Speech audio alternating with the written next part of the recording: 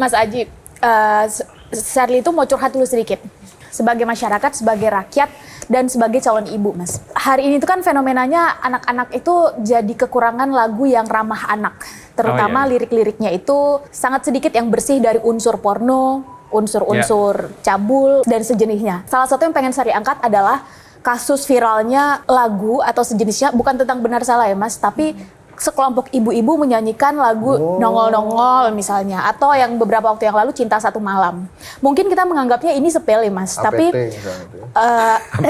kalau ini diteruskan, liriknya kan terngiang-ngiang ya Mas, di generasi. Apalagi kalau sekarang udah ada sosial media, terngiang-ngiang, masuk ke alam bawah sadar, dan akhirnya ini masuk ke sesuatu yang udah biasa aja dilakukan oleh generasi sekarang. Pemikiran generasi kami tuh akhirnya lebih cepat terkotori dengan hal-hal kayak gitu.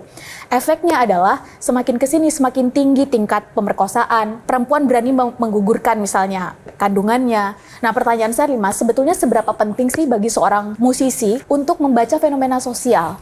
Sehingga ketika menghasilkan karya yang akan dilempar ke publik itu bukan hanya mengejar viral atau mengejar keuntungan, tapi juga menghasilkan karya yang berkualitas. Ini sebenarnya apa yang disampaikan oleh Mbak Sherly ini perlu sekali didengar oleh kami seniman nih, kreator gitu ya, agar dalam membuat satu karya itu bukan hanya tujuannya soal viralitas, soal apalagi duit, popularitas dan sebagainya.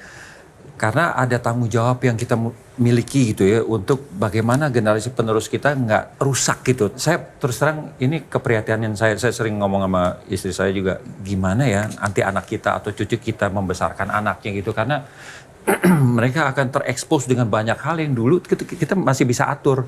Ini 13 tahun ke atas, ini 17 tahun ke atas, masih ada adab-adab itu. Sekarang semuanya atas nama ini supaya viral, ya kan, ditambah lagi di akselerasi algoritmanya membuat makin orang yang suka sesuatu yang itu menjadi dikerubungin yang itu gitu ya. Itu memang menakutkan buat saya gitu ya. Tapi ya akhirnya karena saya punya cucu, saya peduli soal itu. Saya sampaikan sama anak saya, sama Kevin, tantangan kamu lebih berat daripada saya gitu. Kamu tekan anak, dia akan lari lewat ini. Nah, gimana caranya menjadi akrab, menjadi sahabat buat anak?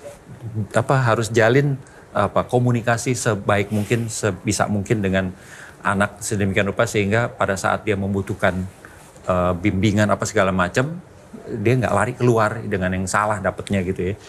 Tapi ya saya nggak, terus terang juga nggak menemukan jawaban. Itu kembali ke pribadi masing-masing. Kalau soal tadi itu bagaimana supaya bertanggung jawab dalam berkarya itu. Memang moral si pencipta masing-masing ya. Ini mesti ahli-ahli yang jawab.